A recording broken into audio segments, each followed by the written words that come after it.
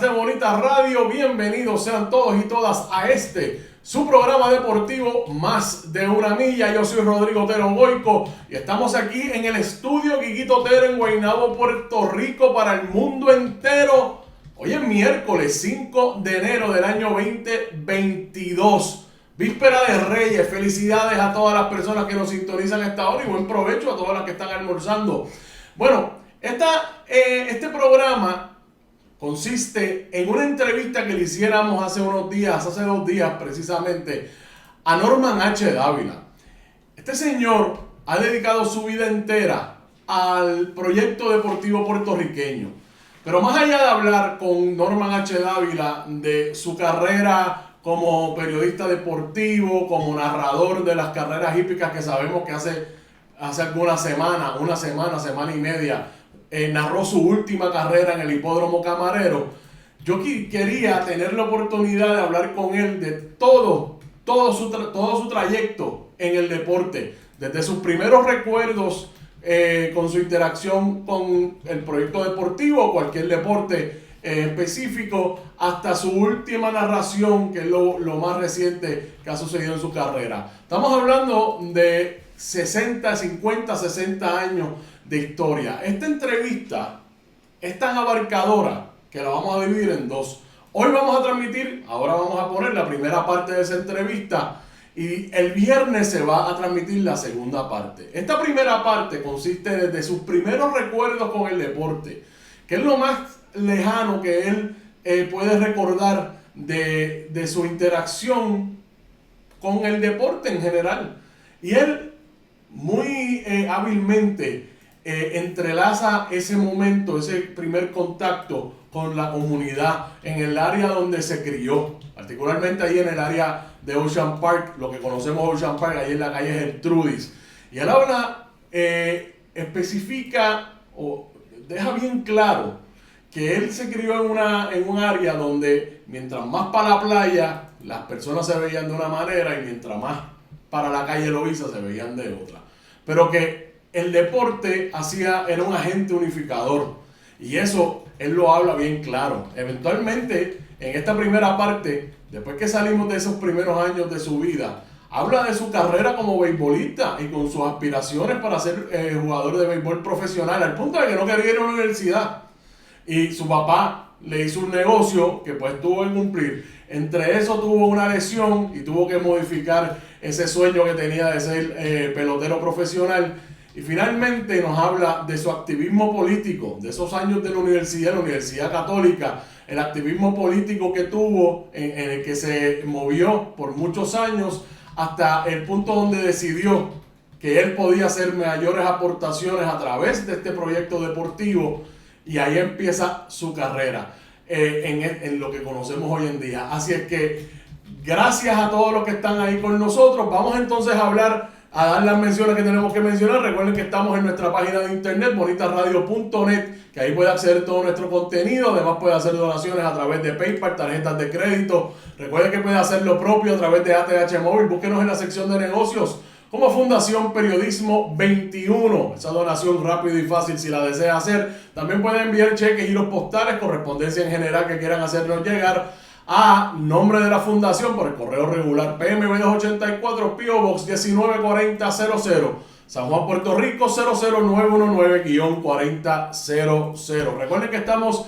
en Twitter como Bonita-Radio y en Instagram como Bonita Radio. Recuerden también nuestro canal de YouTube. Vaya y suscríbase y únase a toda la familia que así nos sigue por nuestro canal de YouTube y nuestra plataforma de podcast o nuestro proyecto de podcast en las plataformas iVoox, iTunes y Spotify. No se lo pueden perder de esa manera. También estamos accesibles por ahí. Gracias a nuestros auspiciadores, Buen Vecino Café, ahí en la avenida Hostos en Atorrey y en Bayamón. Gracias a la cooperativa de Vega Alta, a la cooperativa Abraham Rosa, a la cooperativa de Juana Díaz y a la cooperativa Manuel Seno Gandía, que están con nosotros siempre. El proyecto cooperativista, que al igual que Bonita Radio, es un medio alternativo que usted tiene para hacer sus gestiones bancarias. Bueno, sin más preámbulo, vamos entonces a la entrevista que le hiciéramos a Norman H. Dávila, por aquí, por Más de una Milla, en Bonita Radio. Bienvenido, Norman, gracias por estar aquí en este programa Más de una Milla por Bonita Radio y muchas felicidades en el año nuevo. Igualmente a ti, a todos tus compañeros de trabajo y a todo tu público. Muchas gracias, Norman. Bueno, yo sé que recientemente usted cerró capítulo en su carrera deportiva, pero yo quisiera empezar de antes. A mí me encantaría saber que nos diga realmente cómo fueron sus inicios en el deporte, cuál fue el primer recuerdo deportivo que usted pueda compartir con nosotros. Mira, los primeros recuerdos que yo tengo fueron en Santurce, donde viví en la calle Estrella, muy cerca de la Plaza del Mercado de Santurce, hasta los 6 años. Y en esa época, la pelota en Puerto Rico era pero por muchísimo el deporte número uno, y era lo que uno escuchaba prácticamente. Uno tiene uso de razón, y de las primeras cosas que yo recuerdo es un kiosco que había en la esquina de la calle Estrella. Fue comprar un álbum que llamaban Toletero. Okay. Y vendían unas tarjetitas de pelotero, recuerdo que eran blanco y negro, y tenía todos los equipos de la liga, y ese es de los primeros recuerdos que yo tengo, fíjate, relacionados con deporte alguno. Y tiene que haber sido entre los 4 y 5 años, porque ya a los 6 años en casa hubo mudanza. Okay. Y pasamos a lo que es la calle Gertrudis en Santurce, que es un área que comenzaba. Esto fue antes de que se construyera el área de Santa Teresita, Lloren Torres, toda esa construcción que hubo en el área metropolitana cuando se extendió hacia el este de San Juan. Y esa calle comenzaba en la calle Loíza con un callejón que conectaba la calle Loíza con esa calle Gertrudis, y esa calle pues terminaba en la playa, muy cerca de lo que hoy se conoce como el área de Ocean Park, que como todo se puso de moda en un momento dado y la han extendido, igual que el área del condado y demás. Ahora se le llama Ocean Park a un área muchísimo más amplia de lo que es en realidad, que es un área muy pequeña de lo que es el Parque Barbosa. Es una facilidad deportiva que está junto a la playa. Sí. Y yo te diría que son como 4 calles las que forman esa área específicamente. Pero una vez nos mudamos allí, yo te diría que yo, desde que tengo recuerdos, desde los 6 años, por cierto, nos mudamos en el verano de 1950. Y uno de los recuerdos más grandes que yo tengo, que más me impactó, fue cuando la Revolución Nacionalista del 50, del 30 de octubre, la transmisión que se hizo. Recuérdate que en esa época todavía no existía televisión, era todo radio. Sí, la televisión llegó en el 52. ¿Perdón? Que creo que la televisión llegó en el año 52, o sea que estamos hablando de 2 años antes. No, y llegó y estuvo como un año que lo que tenían era una señal, no había programación. Y los que pudieran tener luego, televisión, sí. Exacto. Sí, claro, eran en muy pocos hogares. Claro. Que había televisión inicialmente, era un artículo, especialmente cuando comenzó aquí, era muy caro y solamente personas de muchos recursos podían obtener uno. Claro. Pero la radio, que después fueron compañeros míos por muchos años en la transmisión de las carreras de caballo por radio, Rubén Ochar, que en la parte técnica, y Viví Marrero como locutor, transmitieron que fue un acontecimiento, el asedio por decenas de policías de Puerto Rico en la barbería donde el barbero de don Pedro Vidal se defendió solo por horas. Y esa transmisión todavía era la época en que se construía con balcones en Puerto Rico. Y tú no tenías ni que entrar a una casa para escuchar el radio, porque en los balcones cualquier evento de importancia estaba ahí para uno en la acera escucharlo. Claro. Y se transmitía en la voz de Viví Marrero todos los detalles de lo que se decía antes de la conclusión, que era un grupo nutrido de nacionalistas que estaban disparando y defendiéndose del asedio de la policía, y como sabemos y nos dijo la historia, era el barbero Vidal solo, disparando por diferentes ventanas de su barbería, el que mantuvo a raya por algunas horas a la policía de Puerto Rico. Eso lo escuchó mucha gente en las aceras y en los balcones. Claro. A los meses de yo llegar ahí a esa calle Gertrudis, el radio era rey en las comunicaciones, el béisbol era rey en el béisbol, y en esa zona en que yo eran dos mundos diferentes, a solamente un minuto caminando hacia la calle Loíza, donde era realmente era pueblo trabajador, pueblo de pobre a medio pobre. Claro. Donde los colores se entrelazaban, porque en Puerto Rico los colores más oscuros siempre se han mantenido más cerca de la pobreza que los colores más claros. Aunque eso ha mejorado, pero en aquella época era muchísimo más marcado.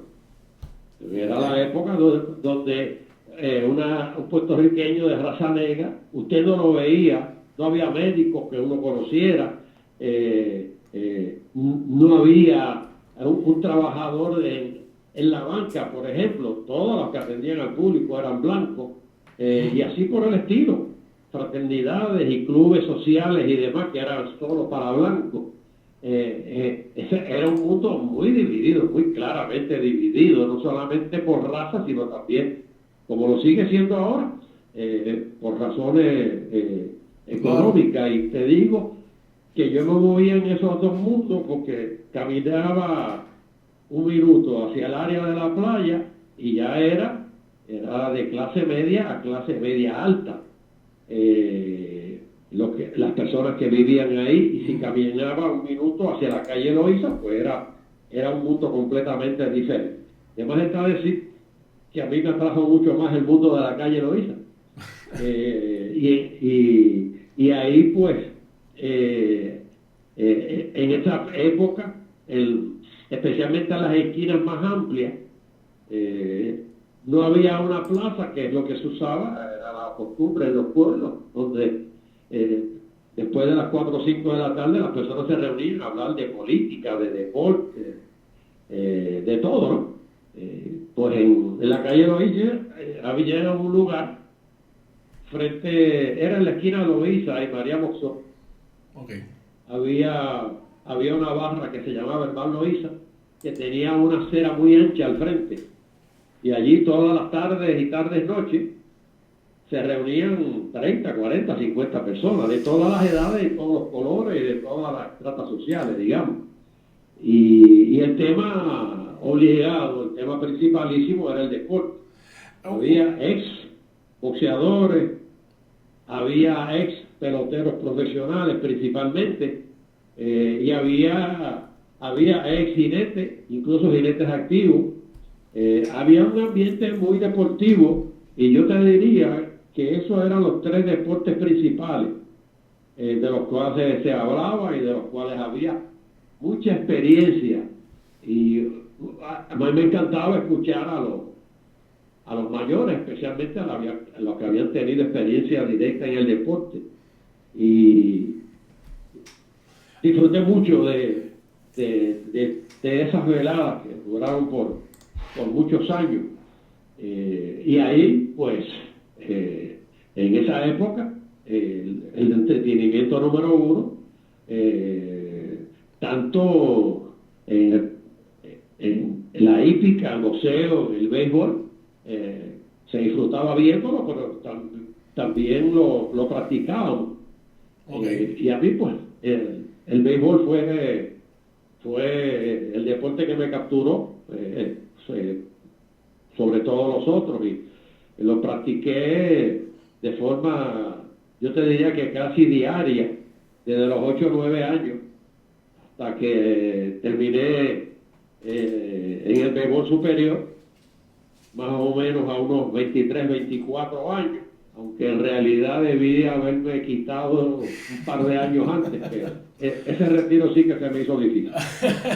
Mire, Norman, me parece bien interesante eso que usted habla de su comunidad y lo presente que la comunidad está en usted al día de hoy. Esos comienzos, esa primera interacción.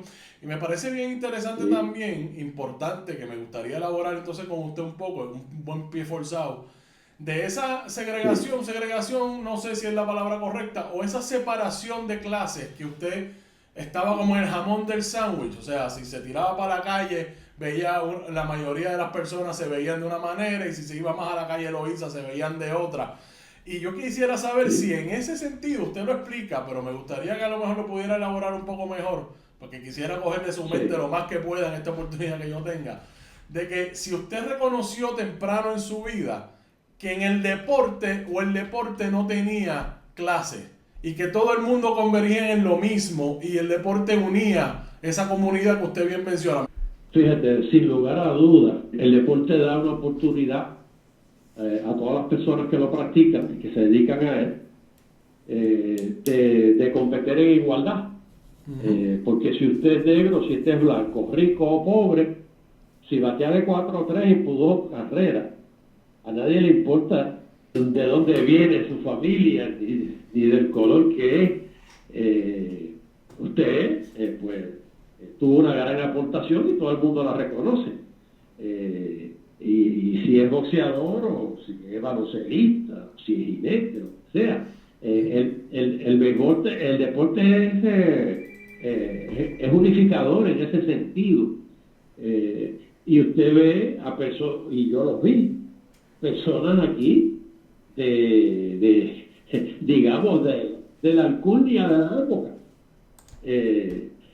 abrazando a peloteros, Claro, que eran pobres en esa época, porque los peloteros eran pobres en esa época.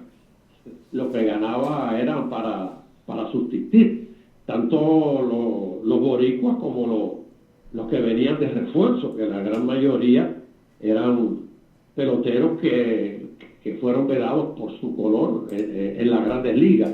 claro. Y venían a Puerto Rico y al resto del Caribe, a Cuba, México, etcétera.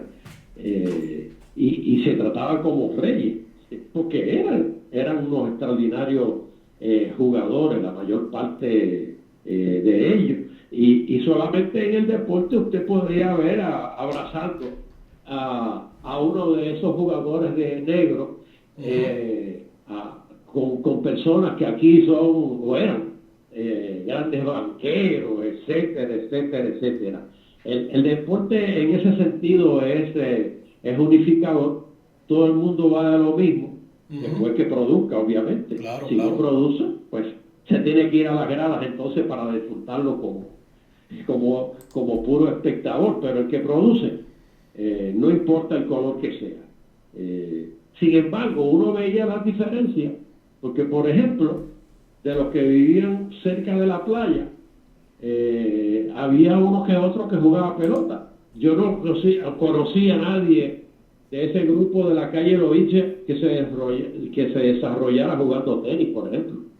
Claro. Sin embargo, del grupo de la playa, sí, entre ellos, el doctor Pedro Rosselló, que vivía en la calle Italia, el doctor Rosselló padre, que era psiquiatra, era muy conocido en el área y también con tradición de tenis. Y ahí su hijo pues se desarrolló en el tenis, a quien conocí desde muy joven, ¿no?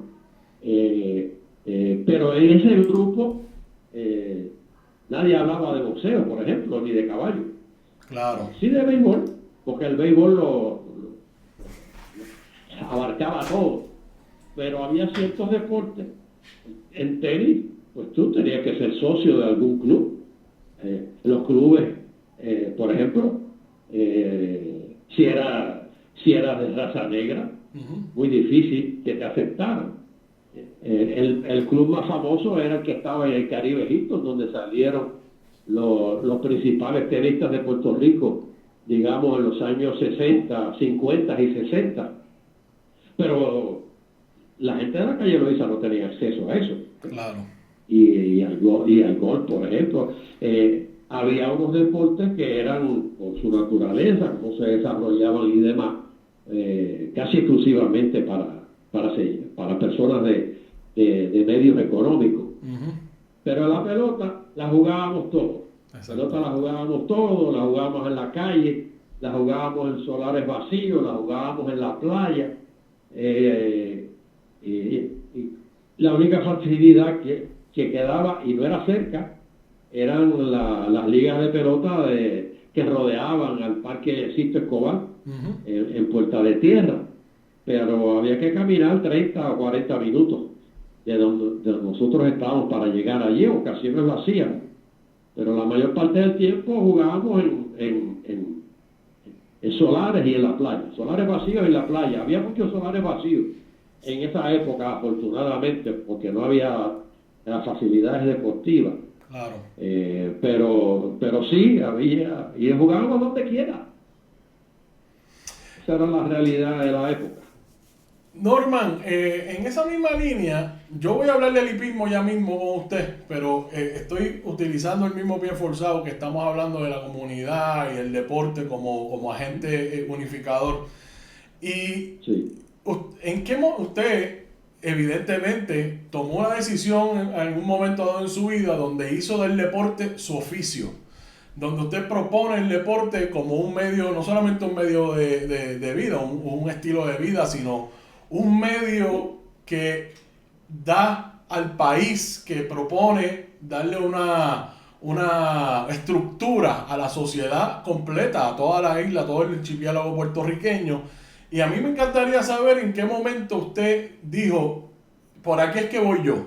Yo le voy a dedicar mi vida al deporte del frente que yo esté disponible, que yo pueda hacerlo, o fue pura casualidad.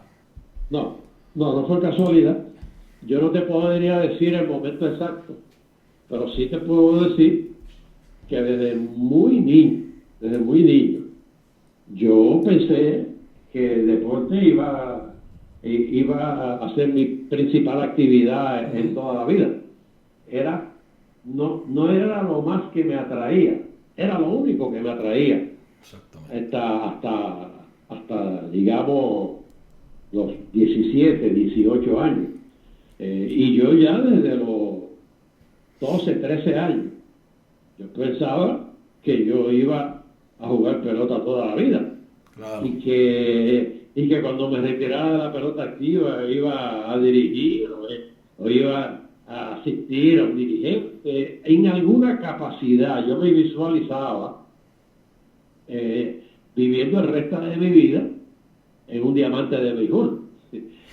Yo no sé si eran muchos, pero yo pienso que eran muchas las personas que se veían así. Y así seguí hasta yo terminé mi escuela superior a los 17 años, y cuando yo estaba en cuarto año, que lo comencé con 16, tú sabes que ya de tercero para cuarto año, todo el mundo está pensando que si la universidad, aquello, lo otro. Yo no pensaba en nada de eso. En ese momento, ya yo estaba jugando con Cataño béisbol superior, después de haber jugado todas las categorías, desde pequeñas ligas hasta la pony superior, que si mal no recuerdo era hasta los mismos 16 años. Y yo, a mí no me interesaba ir a ninguna universidad. Y entonces hubo unos problemas serios en casa, porque especialmente el viejo insistía, y yo no. Y Claro. oiga, la fama de cabezón testarudo la tengo desde muy temprano en mi vida. Y yo trancado, no, yo voy a jugar pelota, a mí no me interesa más nada, ni universidad ni nada. Pero la presión fue tanta que hice un trato entonces con mi padre. Okay. Y el trato fue el siguiente: que yo fuera 2 años a la universidad. A los 2 años de la universidad, si yo tenía posibilidades de jugar béisbol profesional, se iban a presentar precisamente a los 18 y 19 años, eso era lo típico. Y entonces, ahí pues, si yo tenía la intención y si había la oportunidad, pues seguía jugando pelota. Y si no, pues terminaba y ya me quedaban 2 años. Pues da la casualidad, yo pienso que a la larga fue para bien. En estos momentos, en ese momento fue una tragedia para mí.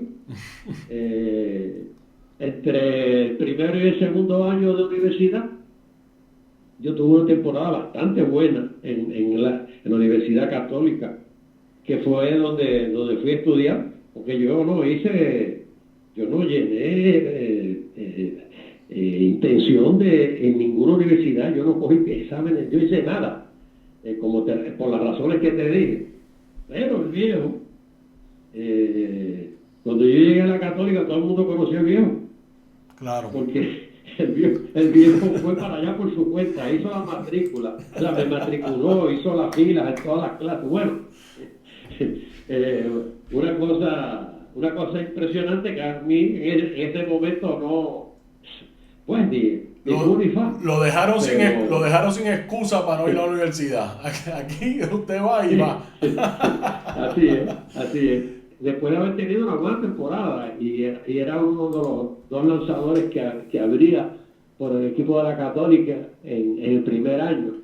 Estoy casi seguro, mi recuerdo, que el otro era Nego González, que después tuvo una carrera excelente en el béisbol superior y tuvo también buenas temporadas con la Selección Nacional de Puerto Rico en el béisbol. Pero entre ese primero y segundo año de universidad, en una liga improvisada, en unos terrenos de la propia, no había una liga en la Católica, una liga de pelota, pero sí había un terreno llano, después de la residencia de los varones por ahí, había un terreno llano grande, y entonces pues eso se convirtió en un área para práctica, y se hizo entonces un juego de exhibición. El señor Legrón, que era el dirigente del equipo y que era escucha de los Piratas, y era una persona de un historial amplio, muy conocido en el béisbol en la época, invitó un grupo de jugadores de béisbol superior y algunos profesionales para unos juegos de exhibición como preparación para esa temporada del segundo año. Yo para esa época, si pesaba 140, 145 libras era mucho. Yo era bien delgado, era alto, pero bien delgado. Okay. Y yo nunca fui un lanzador de mucha fuerza, yo dependía más bien de control, de maña y de variedad de lanzamiento. Y obviamente nunca tiré una bola que fuera derecho. Hubiese sido bastante fácil batearme. Claro. Pero entonces no había loma, lo que había era un hoyo.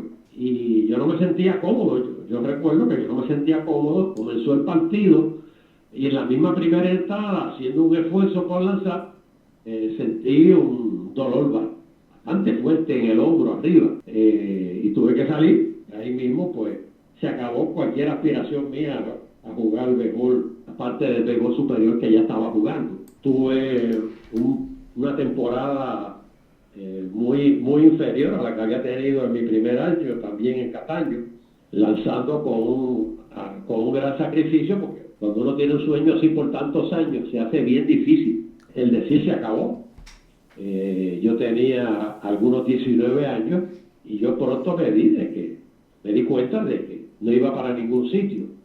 Yo recuerdo que en Cataño entonces comenzaron a usarme de relevo desde que yo comencé a lanzar, que me dieron la primera oportunidad. En Cataño me hicieron abridor, pero ya pues obviamente no tenía la misma calidad. Entonces había un linimento muy potente que se decía, y después comprobé que lo usaban en el hipódromo, se llamaba capsulina, que eran unos pomos grandes. Y yo antes de que cuando me mandaban a calentar, me lo untaba por todo el hombro, y a los 4 o 5 minutos bajo el sol. Recuerda que en esa época el béisbol superior era de día nada más, se jugaban 2 juegos los domingos y eso era todo. Exacto. Y a los 3 o 4 minutos que uno comenzaba a sudar y comenzaba a arder eso, y cuando yo entraba a lanzar ya yo no me sentía al hombro, se iba toda sensación, pero aún así yo pienso que es el instinto de conservación que es incontrolable. No podía lanzar con la soltura que lanzaba antes de lesionarme. Y la lesión, yo fui a cuanto médico especialista, fui a todo. Recuerdo el doctor Ralph Sierra, que tenía fama y trataba a varios peloteros profesionales importantes, inclusive a Peruchín, y tenía fama de que podía trabajar con lesiones importantes. Pues hasta el doctor Sierra fui allá en Cupey. Realmente me inyectaron cortisona en varias ocasiones, otros médicos, pero en esa época la medicina en ese sentido estaba muy atrasada. La lesión mía fue en la cápsula. Eso es una operación que es bastante común desde hace años. Pero como pasaba en esa época, yo recuerdo baloncelista, lesión del menisco, y ya se liquidaba su carrera. Sí, y hoy en día se opera el menisco y a los 2 días está practicando el jugador, a los 10 días, y a las 2 o 3 semanas ya está jugando. Fue víctima también del atraso de la ciencia en esa época. Así que terminando ese sueño, pues no me quedaba otro remedio que terminar los otros 2 años. Exacto. Y en el año 65 terminé la carrera. En ese momento, usted ya tomó una decisión de lo que iba a estudiar para entonces aplicarlo al tema deportivo de alguna manera, ¿o fue después? No, mira, durante ya todo ese tiempo yo estaba activo en organizaciones políticas. Okay. Desde mi primer año en la Católica estuve activo. Cuando uno comienza a leer y comienza a darse cuenta de la verdadera historia de Puerto Rico y de la verdadera situación de Puerto Rico, y ese imaginario, ese paquete que Muñoz y un grupo de sus compañeros lograron engatusar a mucha gente en Puerto Rico, y a muchos que no engatusó por lo que les convenía, por poder político o por poder económico. Les convenía impulsar ese mito de Lela, de trato de igual a igual con Estados Unidos, y toda esa basofia que ha quedado retratada en particular en estos últimos 4 o 5 años, donde como decía don Pedro, la cadena de la esclavitud política, de la esclavitud del pueblo, porque la colonia, yo todavía no me explico cómo personas pueden defender que se aboliera la esclavitud individual y pueden justificar que la esclavitud de los pueblos, pues esto está chévere, y que es lo que es una colonia. Y ciertamente, pues, desde ese primer año ya yo estuve inicialmente en el Partido Independentista en Ponce, pero muy brevemente. Luego organizamos un capítulo de la FUPI en Ponce, que en el segundo año yo incluso presidí. Ya usted sabe, todo eso está en las carpetas muy bien, muy claro. Y de ahí, pues, al terminar en la Católica, estuve en el Movimiento por Independencia varios años. Y luego estuve nuevamente en el PIB, activo allá en el precinto 2 en Santurce, con la hija de José de Diego y su hijo y su familia, que eran los que prestaban todas las facilidades, el señor Aldo Segurola y sus hijos, en los cuales tengo muy gratos recuerdos. Él era Segurola de Diego, era nieto del prócer, por parte obviamente de su mamá, que era muy activa también en esa época en el Partido Independentista. Así que yo en cuestión de 4 o 5 años recorrí todas las principales organizaciones independentistas. No entré en el Partido Nacionalista, pues en un momento tuve la intención de hacerlo también, pero ya en esa época el Partido Nacionalista era un partido diezmado, destruido prácticamente, y ellos pues trataban de protegerse y no permitían la entrada de cualquier sujeto aquí de un día para otro, y se requerían una serie de pruebas de lealtad y de años prácticamente. Y yo tenía mucha prisa. Yo tenía mucha prisa en ese momento y me moví de movimiento en movimiento. Mira, llegó un momento, especialmente después de las elecciones, creo que fue en el 72, estoy casi seguro, donde después de, aquí te ato con el deporte, después de una reunión de todos los presidentes de precinto, después de las elecciones, yo salí bien desilusionado, porque yo decía, pero ¿cómo es posible? La discusión, el tema principal de discusión era el Movimiento por Independencia, como si el MPI fuese el enemigo principal del PIB. Y es verdad que había unas rivalidades, pero para mí eran tonterías. Y yo dije, pero sí, ¿cómo puede ser que el partido piense, o por lo menos una parte importante del liderato de ese partido, vea al MPI como que otro partido, era una organización hermana, que se buscaba lo mismo, que fuera el principal enemigo de Puerto Rico? Y yo recuerdo salir, un abogado que era hice mucha amistad con él, era el que estaba a cargo del equivalente de la Junta Estatal de Elecciones en la época, pero le comenté a él al salir, yo creo que yo no regreso más. Esto, más que un partido político, me da la impresión como si fuera una logia o algo así. Le comenté. Y esa fue mi última participación activa como militante del PRI.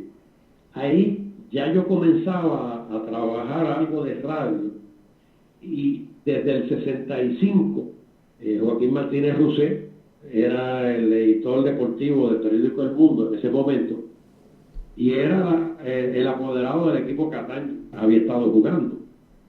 Y cuando terminé la Católica, él me dijo que si quería me fuera a trabajar allá con él al periódico El Mundo, y eso hice. Ese fue mi primer trabajo. Y yo en algún momento en ese tiempo me dije a mí mismo, la lucha es tan desigual en ese momento para la descolonización, que yo creo que yo podría hacer una aportación mayor a la que había hecho en ese momento, si es que había hecho algo.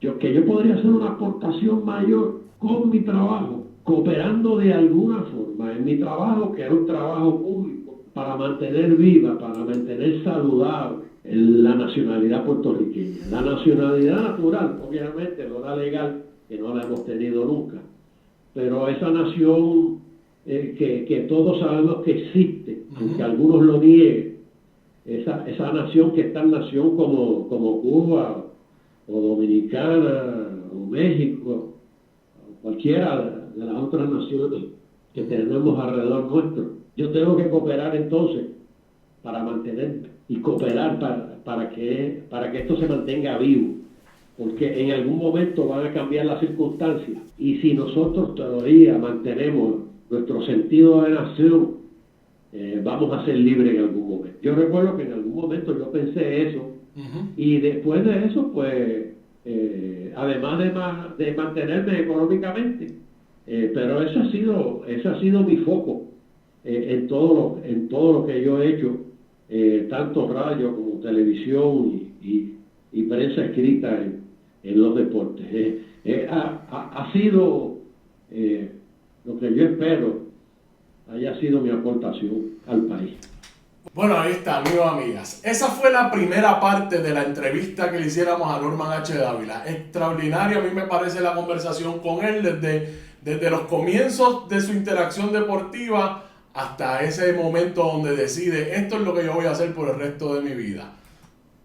En el deporte, desde el frente que sea necesario que yo lo haga, y ahí está todo entre medio. Su carrera como pelotero profesional, la lesión que le tronchó su sueño de ser jugador, y entonces ese activismo político que lo ha llevado y lo ha formado a ser esa persona que hoy conocemos, que eventualmente se convierte no solamente en parte integral del proyecto deportivo del país, sino en esa voz icónica que siempre recordamos en las carreras de caballo ahí en el hipódromo. Pero esta entrevista continúa y continuará este próximo viernes al mediodía. Vamos a publicar la segunda parte de esta entrevista, así es que no se la pierda y pónganlo en la nevera. Además, eventualmente la podrá escuchar cuando quiera. Usted sabe que aquí estamos, se mantienen estos videos aquí en estas plataformas de Facebook y también en YouTube. Y hablando de eso, recuerden que estamos en nuestra página de internet bonitasradio.net, que ahí puede acceder a todo nuestro contenido. Además puede hacer donaciones a través de PayPal, tarjetas de crédito. Recuerden que también lo puede hacer a través de ATH Móvil. En la sección de negocios, búsquenos como Fundación Periodismo 21. Cheques, giros postales, correspondencia en general que quieran hacernos llegar a nombre de la Fundación Periodismo Siglo XXI, PMB 284, P.O. Box 194000, San Juan, Puerto Rico 00919-4000. Recuerden encontrarnos en Twitter como Bonita-Radio y en Instagram como Bonita Radio. Y en nuestro canal de YouTube, vaya, suscríbase y le dé la campanita ahí para que se entere de todo el contenido que nosotros subimos diariamente. También estamos en nuestras plataformas de podcast, iVoox, iTunes y Spotify, que nos puede escuchar en cualquier momento y en cualquier lugar. Recuerde auspiciar a nuestros auspiciadores. Buen Vecino Café, ahí en la avenida Hostos en Atorrey y en Bayamón, la cooperativa de Vega Alta, la cooperativa Abraham Rosa, la cooperativa de Juana Díaz y la cooperativa Manuel Celo Gandía con nosotros siempre. Bueno, amigos y amigas, ya saben, el viernes al mediodía, la segunda parte de esta extraordinaria entrevista que le hiciéramos a Norman H. Dávila. Yo me voy, nos vemos entonces el viernes al mediodía, no se lo pierdan nunca. Feliz Día de Reyes y muy feliz Año Nuevo para los que no hayan sintonizado, que ya lo deseé en esta semana pasada. Así que un abrazo grande a todos y todas.